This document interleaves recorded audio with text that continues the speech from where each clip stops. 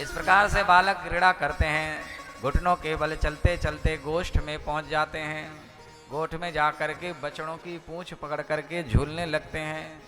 ऐसे ही कभी आग में जाकर के खेलने लगते हैं, चूल्हा में जाकर के जलती हुई लकड़ियां ले लेते हैं और तलवार का खेल खेलने लगते हैं। ऐसे कभी आंगन में जितने पक्षी घूम रहे हैं, पक्षियों को पकड़ पकड़ के उनके मुंह में अपनी उंगली देते हैं। ऐसे ही कभी झाड़ियों में चले जाते हैं खेलते खेलते, अब झाड़ियों में फंस गए, तब फिर चिल्लाते हैं मैया मैया मैया। फिर मैया दौड़ के जाती है, बालकों को उठा के लाती है, स्नान कराती है, श्रृंगार कराती है, फिर बैठा देती है, फिर बालक उठ के चले जाते हैं। तो बालक तो चंचल ही होते हैं, पकड़ के एक जगह रखो फिर निकल के छूट जाते हैं।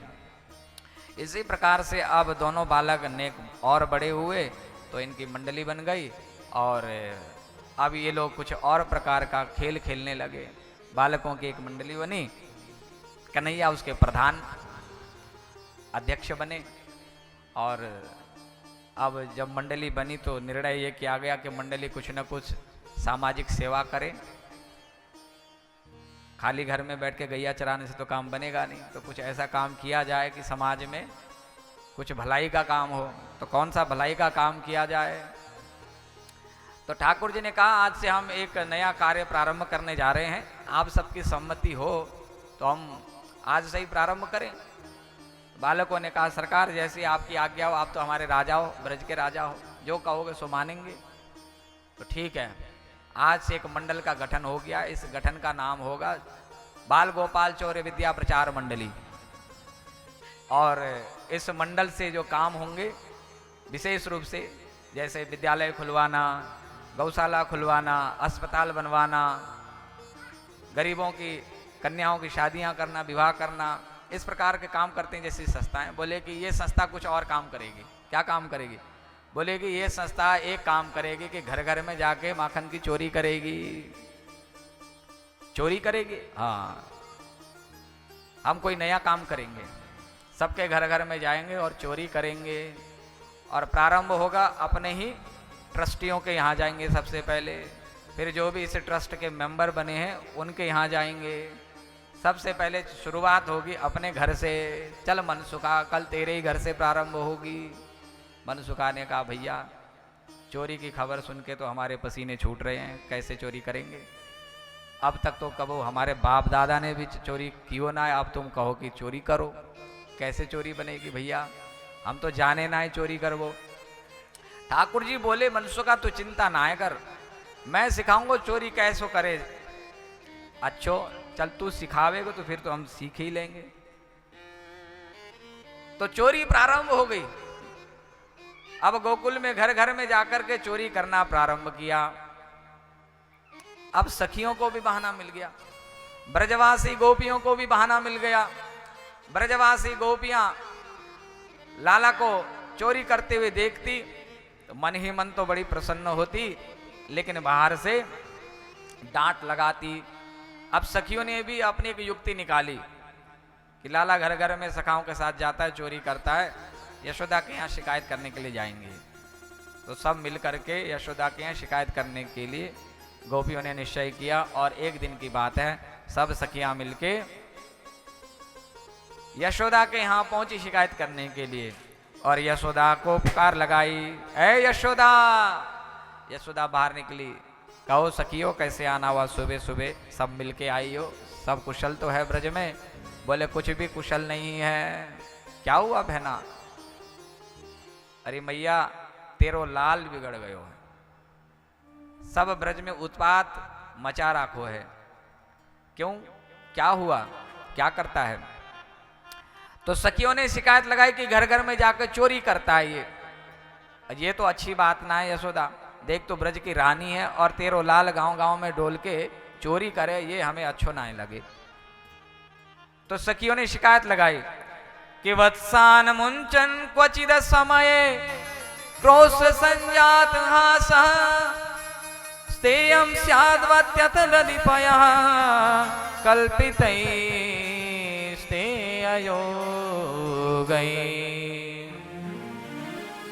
मर्कान् भोक्ष्यन् विभजति सचैन्नाति भाण्डं विनत्ति द्रव्यालाभे सगृह कुपितो यात्युपक्रोश्यतो कान। अरे मैया, ये असमय में आकर के घर में आकर के गाय के बछड़ों को खोल देता है। मैया ने कहा अच्छा, अरे दूध पीवे को समय है जाए तो खोल दे करे, तो यहां में कौन सा बुरी बात है। तो सब कहें कि अगर समय में खोल दे तब तो ठीक है, लेकिन असमय, मानो एक संकेत किया, गोपियों ने संकेत किया कि ठाकुर जी जिसके जीवन में आते हैं तो असमय बंधन को खोल देते हैं। अर्थात भगवान अगर हमारे जीवन में अवतरित हो गए तो समय से पहले ही हमें मुक्ति दे देंगे। भगवान जिसको अपना ले तो असमय में ही उसके जीवन के बंधन खोल देते हैं। क्रोध संजाता हासा, अच्छा तो तुम डांट झपट दिया करो। तो सखियों ने कहा कि डांट झपट करके भी हमने देख लिया, जैसे हम डांट लगाती हैं तो संजात हास मुस्कुरा देता है, और ना जाने या कि उस मुस्कुराहट में कौन सी जादू है कि हम सुध बुध बिसरा जाती हैं।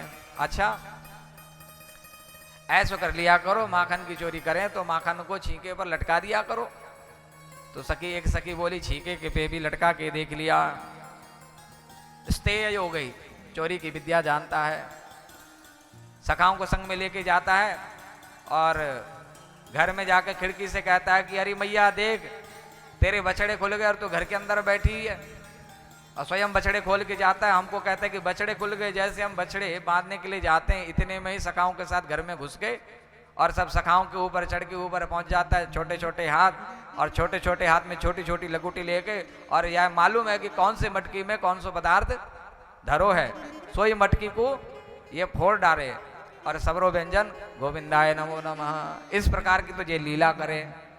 अच्छो, और इतना ही नहीं सकी, एक सखी और बोली अरे माखन खाए ये तो कोई बात नहीं, अपनो ही घर को माखन है तो अपने ही बालक खाए, यहां में कोई दिक्कत ना है। फिर दिक्कत कहां है? दिक्कत तो वहां है कि मरकान भोक्षण विभजति सचिन्नाति भंडम भिनत्ति। माखन खाने के बाद में जो शेष माखन रह जाता है ना, वो बंदरों को खिला देता है। बंदर को कोई माखन खिलाता है क्या? लेकिन ये माखन खिलाता है बंदरों को। अच्छा, और उसके बाद जो बच जाए वो तो छोड़ दे, वो भी नहीं छोड़ता है। कहता है कि देखो छी छी छी छी, देखो कैसो सड़ो गलो माखन हमारे लिए रखा इन लोगों ने, कि हम आएंगे, इन्हें मालूम था कि हम आएंगे और ये सड़ा हुआ माखन खा करके, खराब माखन खा करके हम बीमार होंगे, हमें अस्वस्थ करने के लिए रखा गया है, हमें दंड देने के लिए इस प्रकार का काम किया है। सोई मटकी फोड़ देता है, इस प्रकार की हरकत करता है। कहीं छुपा दिया करो, छिपा के भी हमने देख लिया, और ना जाने कौन सी चोरी की विद्या इसने सीखी हुई है कि जाके पता लगा लेता है और वहीं प्रवेश करता है जहां पर व्यंजन रखा हुआ है, पदार्थ रखा हुआ है, किस मटकी में रखा है, ये सब जानता है। एक सखी कहती है कि मैंने तो एक काम किया कि एक दिन पीहर ले जाकर के सबरे सामान रख दिए कि अब देखूं तो सही कैसे चोरी करे। उस घर में आके इसने देखा कि मेरे लिए कोई व्यंजन पदार्थ नहीं है, हमारे लिए भोग के लिए कोई पदार्थ नहीं है, तो आके हमारे बालकों को ये कष्ट देने लगा। कभी तो बालकों की चोटी बांध दे, कभी तो चोटी दे दे, इस प्रकार की हरकत करे। अच्छा, तो सखियों ने बहुत शिकायत लगाई कन्हैया की। मैया मन ही मन मुस्कुरा रही है बालकों की बाल लीला सुन के, लेकिन बाहर से कठोर बन रही है। और मैया कहती है कि तू चिंता मत कर सकी, मैं लाला को समझा दूंगी, लाला को डांट नहीं लगाना, कोमल है, और मैं बालकों को समझा दूंगी, तेरा जो भी नुकसान हुआ है तू लेके जा यहाँ से, लेकिन तू शिकायत मत लगा। इस प्रकार से यशोदा मैया ने सखियों को भेज दिया। और कन्हैया जब अकेले बैठे एक दिन घर में, तो मैया ने कन्हैया को बुलाया और कन्हैया से कहा कि देख कन्हैया, गांव गांव में तेरी बदनामी हो रही है, तू अब बड़ा हो गया है, अब बालकों जैसी हरकतें शोभा नहीं देती है। देख तू ब्रज का राजकुमार है, नंद बाबा तेरे ब्रज के राजा हैं और तू राजकुमार है, अब तो तेरी शादी की भी चर्चा चल रही है, गांव गांव में अब तो तेरी शादी की भी चर्चा होने लगी है, विवाह की चर्चा होने लगी है। और अगर उनको पता लगे कि कन्हैया तो चोर है तो तेरे संग में कौन ब्याह करेगा। अब जैसे ब्याह की खबर सुननी थी, कन्हैया तो ब्याह करवे को मचल गए, कन्हैया बोले अच्छो तो मेरी ब्याह की खबर चल रही है, हाँ तेरो ब्याह की खबर चल रही है। तो कन्हैया मैया से कहते हैं तब तो मैया मेरो ब्याह करवाए दे। मैया बोली ऐसे कैसे ब्याह कराए दे, पहले अपनी आदत सुधार ले तब ब्याह कराएंगे। अब तो कन्हैया मचल गए और कन्हैया अपनी मैया से कहने लगे, राधिका गोरी से हिरज की छोरी से मैया करा दे मेरो ब्याह। राधिका गोरी से हिरज की छोरी से मैया करा दे मेरो ब्याह। राधिका गौरी से हिरज की छोरी से मैया करा दे मेरो ब्याह। राधिका गौरी से हिरज की छोरी से मैया करा दे मेरो ब्याह। उम्र तेरी छोटी है नजर तेरी खोटी है, कैसे करा दूं तेरो ब्याह। उम्र तेरी छोटी है नजर तेरी खोटी है, कैसे करा दूं तेरो ब्याह। अरे रे बंधन है प्यार का, ये बंधन है प्यार का। राधिका गोरी से बिरज की छोरी से मैया करा दे मेरो ब्याह।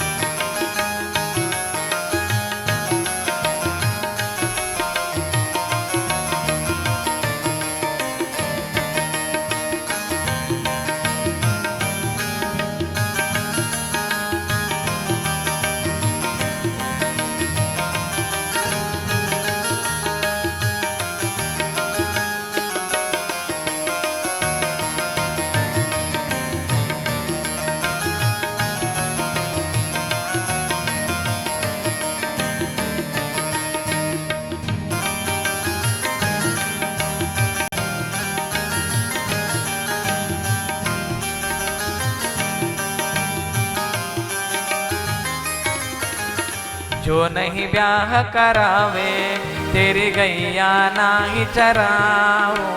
जो नहीं ब्याह करावे तेरी गैया नाही चराऊं। आज के बाद मेरी मैया तेरी दहलीज पर न आऊं। आज के बाद मेरी मैया तेरी दहली पर ना आओ।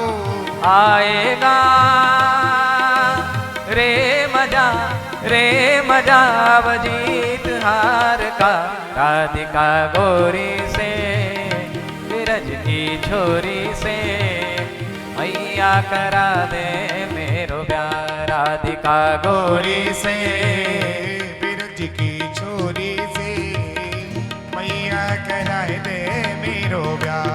जय हो।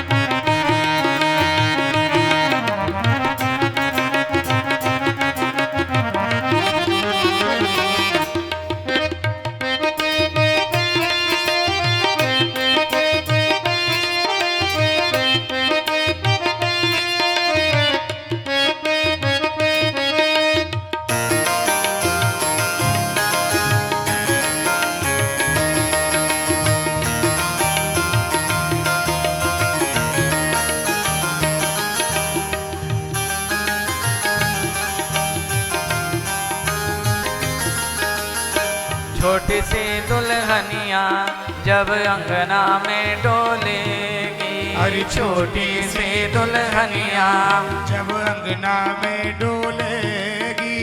तेरे सामने मैया वो घूंघट ना खोलेगी। अरे तेरे सामने मैया वो घूंघट ना खोलेगी। दाऊ से जा कहो जा कहो बैठेंगे द्वार पर राधिका गोरी से, बिरज की छोरी से मैया करा दे मेरो प्यार। राधिका गोरी से बिरज की छोरी से मैया कराए दे मेरो प्यार।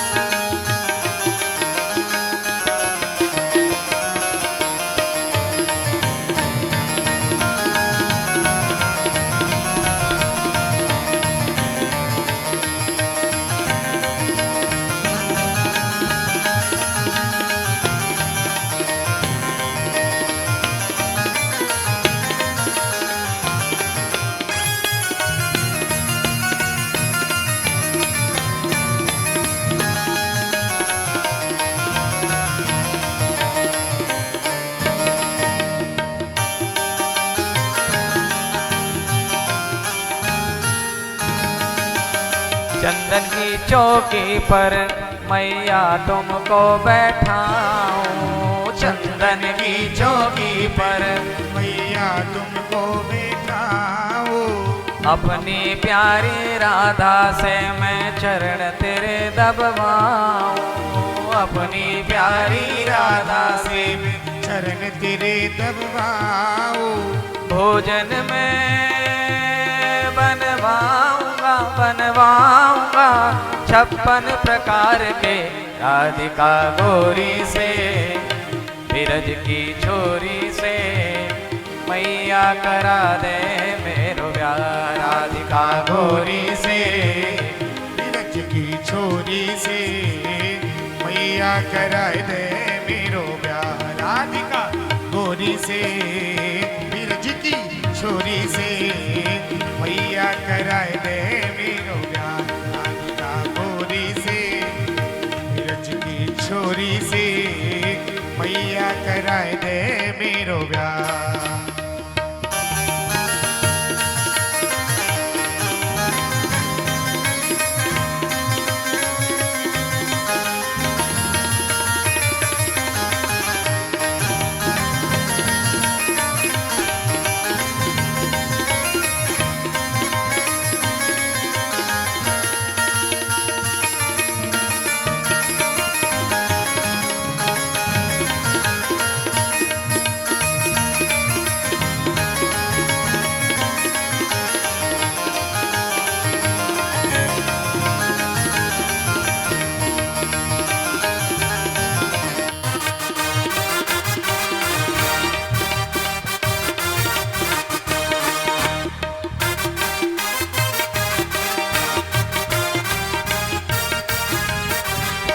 सुन बातें कान्हा की मैया बैठे मुस्काए, सुन बातें कान्हा की मैया बैठी मुस्कावे।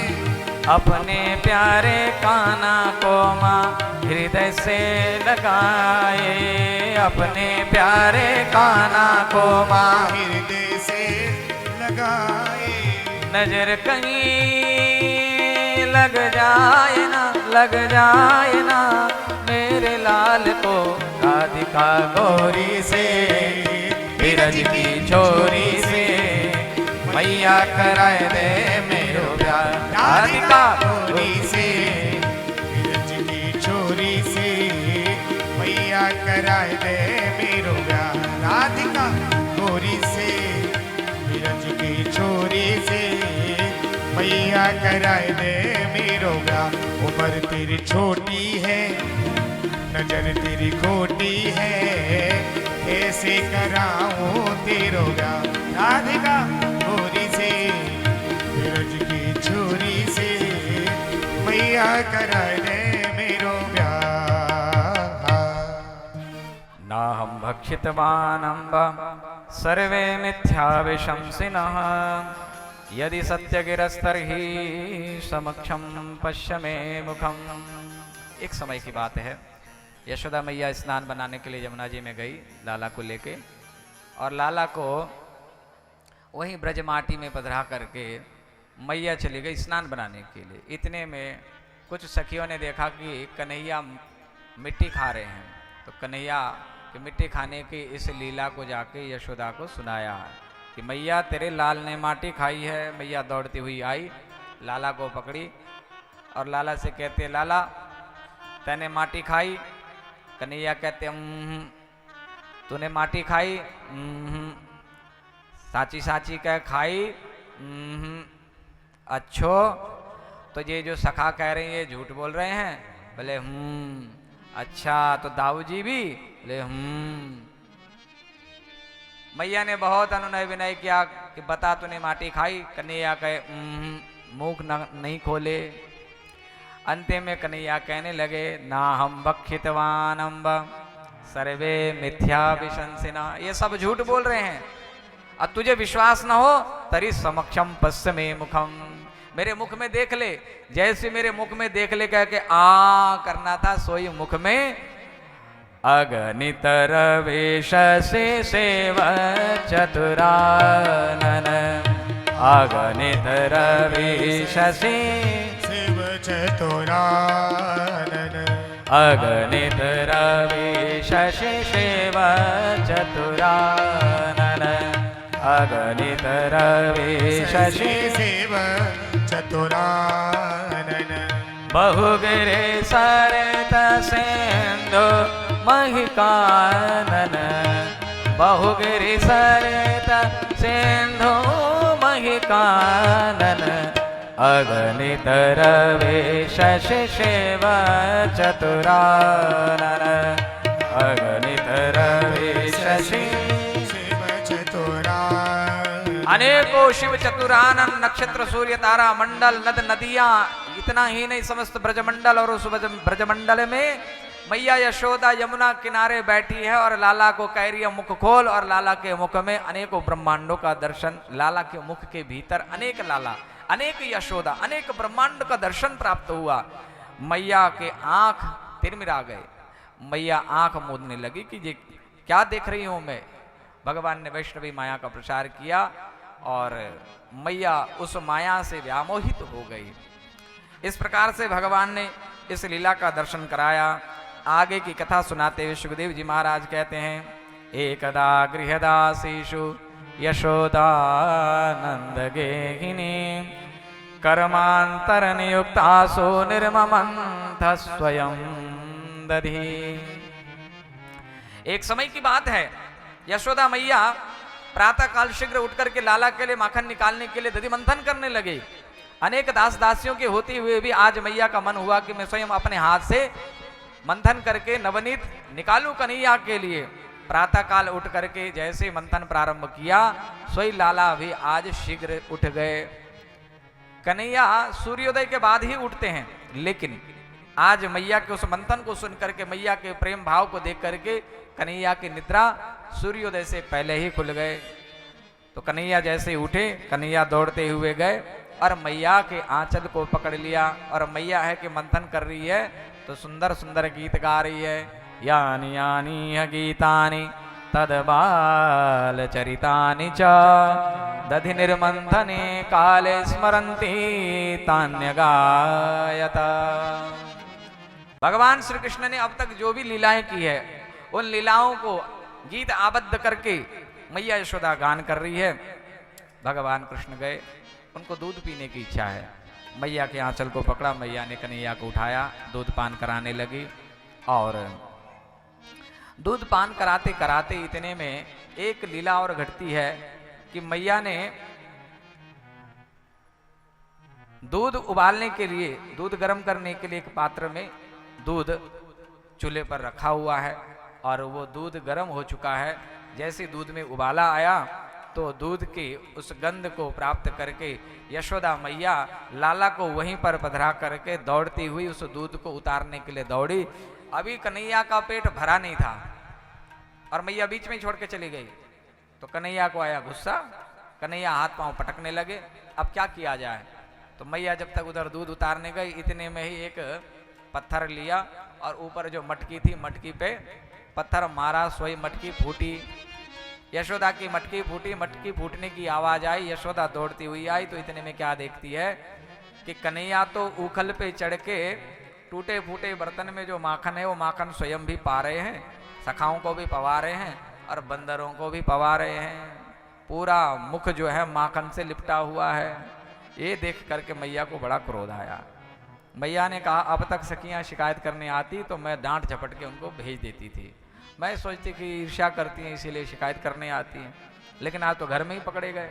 बोले कन्हैया अब तो छोड़ूंगी ना है, अब तक तो सखियां शिकायत करवे आती और मैं यही सोचती कि ये तो ईर्ष्या करे हैं और लाला को देख के ईर्ष्या करे या ही मारे शिकायत करने आवे, लेकिन आज घर में ही रंगे हाथ पकड़ा गया, अब तो तुझे छोड़ूंगी नहीं। हाथ में छड़ी लेकर के लाला के पीछे पीछे दौड़ पड़ी। जैसे मैया को पीछे छड़ी लेते हुए आते हुए कन्हैया ने देखा, सोई कन्हैया डर के मारे भागे वहां से, दौड़े। आहा, सुखदेव जी महाराज कहते हैं गोप्यन्व धावन यमाप योगिनाम क्षमम प्रविष्टुम तपसेरितम मनः। जिस परमात्मा को बड़े बड़े योगी अमलात्मा विमलात्मा ध्यान योग के द्वारा पकड़ नहीं पाए, आज तक ध्यान लगा लगा के थक गए, नेति नेति नेति कह के थक गए और गोपी बन के आना पड़ा, वही कन्हैया आज यशोदा की छड़ी से डर के मारे भाग रहे हैं उनके आंखों के सामने। जिसके भ्रूभंग मात्र से संपूर्ण ब्रह्मांड में प्रलय की बेला उपस्थित हो जाती है, जिसके भ्रूभंग मात्र से काल भी भयभीत होता है, वही आज यशोदा की छड़ी से डर के मारे आगे आगे दौड़ रहा है। और अनवंच माना जननी बृहच्चल श्रोणी भरा क्रांत गति सुमध्यमा जबेन विश्रंसित केशवंदन अच्युत प्रसूनानुगति परामृशत। यशोदा जब दौड़ती है भारी भरकम शरीर को लेकर के, उसके वेणी में जो पुष्प गूथे हुए हैं वो पुष्प टूट टूट करके उसके चरणों में बिखरते हैं, मानो वो कहना चाहते हैं कि यशोदा तेरा जैसा भाग्यशाली आज संसार में कौन होगा। अब तेरे सिर में बैठने लायक हम नहीं रहे, अब तो तेरे चरणों में ही बैठने के अधिकारी हैं, हमें भी तो अपना दास बना ले। इस प्रकार से मार्ग में मानो सभी पुष्प गिरे जा रहे हैं। यशोदा मैया दौड़ी जा रही है। मैया दौड़ते दौड़ते थक गई, थक के जैसी त्यक्त्वा यष्टिम सुतम भीतम विज्ञायार भगवत्सला, बालक को डरा हुआ जान करके मैया ने जैसे छड़ी का त्याग किया, सोई कन्हैया भी रुक गए। कन्हैया ने भी विचार किया कि मैया को ज्यादा परिश्रम हो गया है, अब ज्यादा दौड़ाना ठीक नहीं है, तो कन्हैया भी ठहर गए। मैया ने पकड़ लिया, मानो कन्हैया ने कहा कि तुम अपने बल से तो मुझे नहीं पा सकते, साधन करते करते जिस दिन तुम हार मान जाओगे कि प्रभु अब हम तेरी शरण में हैं, तो जैसे स्वीकार करना है कर ले। यमय वैश्य वृणुते, भगवान जिसको अपनाते हैं उसी को ही अपनाते। भगवान अपनाए सो ही हम भगवान को जान सकते हैं। सोई जानई जही देहु जनाई, जानत तुमई तुमई होई जाई।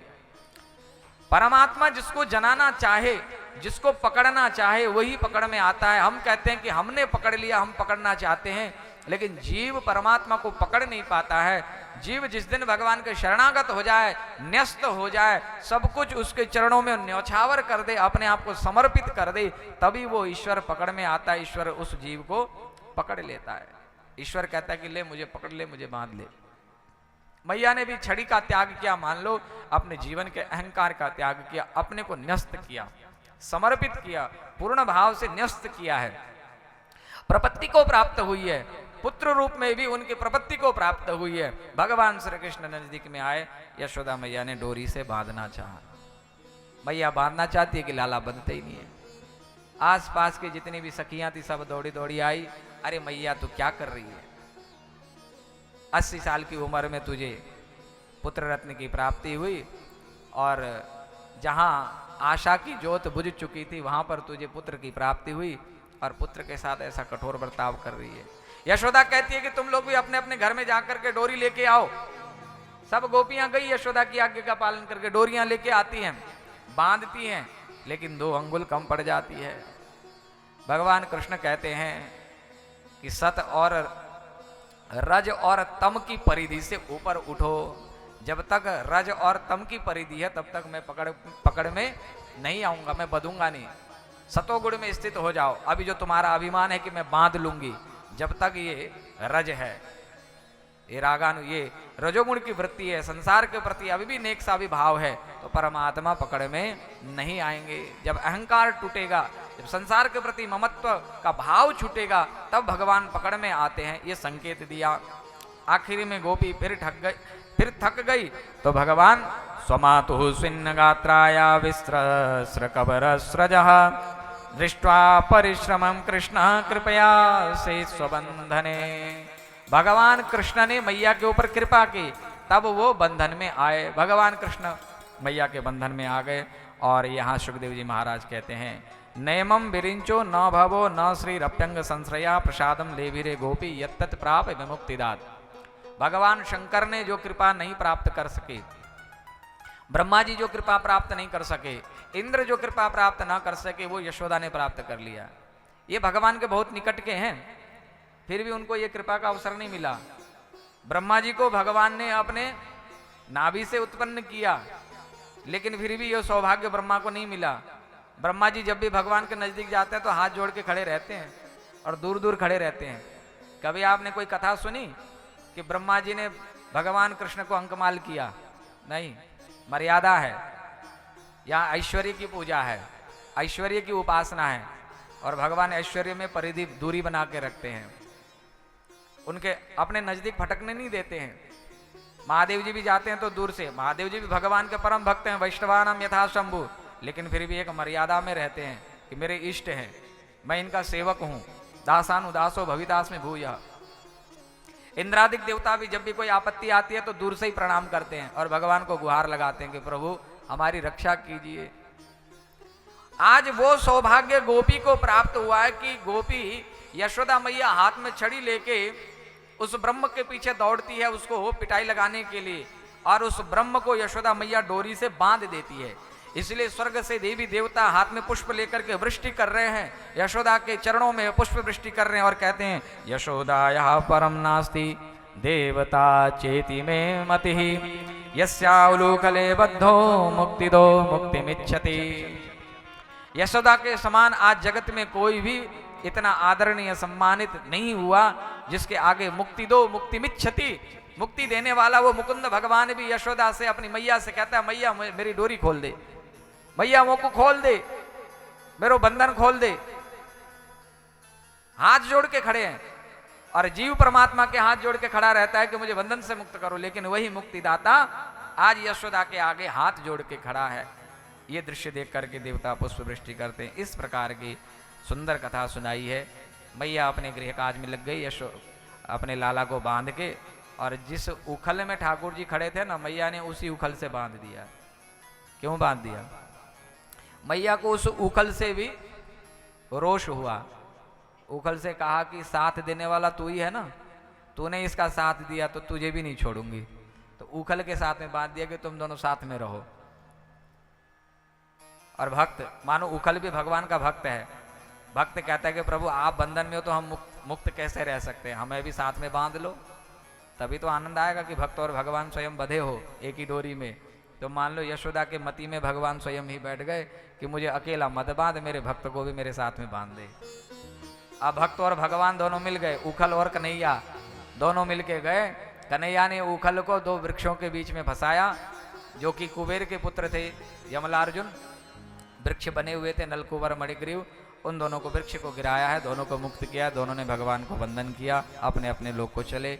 इधर वृक्ष की आवाज़ जब आई है, सब दौड़ के आए हैं, कन्हैया को उठा के ले गए। फिर कन्हैया की नज़र उतारी है, नंद बाबा ने फटकार लगाई यशोदा को, अरे तू तो बावरी है गई है, जब देखो तो लाला को कुछ न कुछ उत्पात कराती रहती है। देख आज इतना बड़ा उत्पात होने जा रहा था, लाला को कुछ हो जाता तो हम किसके सहारे जीते। तो लाला को संभाल के ना रख सकी, लाला को इस प्रकार ऐसा कठोर दंड तूने दिया, नंद बाबा को अच्छा नहीं लगा और कन्हैया को गोदी में ले लिया। अब तक तो कन्हैया नंद बाबा की गोदी में बहुत कम जाते थे, मैया की गोदी में जाते। आज के दिन जो है कन्हैया जैसी बाबा को देखा तो कन्हैया ने दोनों हाथ उठा लिए कि बाबा तू मुझे उठा ले। मैया बड़ी कठोर है, मैया ने आज मुझे बांध दिया। और बाबा भी बहुत दिनों से सोच रहे थे कि कन्हैया मेरे गोद में आता नहीं है, किस प्रकार से आए, रिझाते हैं, मनाते हैं। कन्हैया ज़्यादा देर टिकते नहीं है, लेकिन आज कन्हैया ने स्वयं कहा कि बाबा मुझे अपनी गोद में ले ले, मैं मैया के पास नहीं जाऊंगा, मैया मारेगी मुझे, बांध देगी। बाबा के नेत्र सजल हो गए, चलो इसी बहाने से आज मेरी गोद में तो आया।